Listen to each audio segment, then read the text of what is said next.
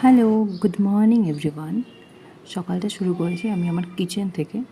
সেই সকালবেলায় ভাবলাম উঠেই এক কাপ চা না হলে তো চলে না। তো যাই হোক, দুজনের জন্য চা বানিয়ে নিয়েছিলাম, কারণ শ্বশুরমশাই খেয়ে আগেই বেরিয়ে গেছেন আর শাশুড়ি মা কাজের জন্য একটু ব্যস্ত বলে উনি আর খেলেন না। তো এই যে মাটির কাপগুলো দেখছো, এই কাপের একটা হিস্ট্রি আছে। দেখলে রেড কালারের কিছু একটা লেখা পড়েছিল। এটা কিন্তু একটা মটকা কুলফির একটা আইসক্রিমের কাপ। তো সেটাকে আমি মেজে ঘষে রেখে দিয়েছিলাম। আর আমার এই ইউনিক জিনিসগুলো কালেক্ট করতে বেশ ভালোই লাগে।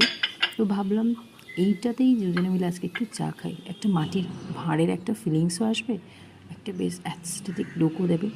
তো যেমন ভাবা তেমন কাজ, চাটা ঢেলে নিয়েছি। আর এই হচ্ছে সেই ফাইনাল রেজাল্টটা।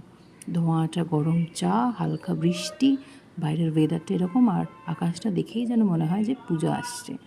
তো এই ছিল আজকে একটা ছোট্ট ব্লগ। দেখা হচ্ছে পরের মিনি ব্লগে। টাটা।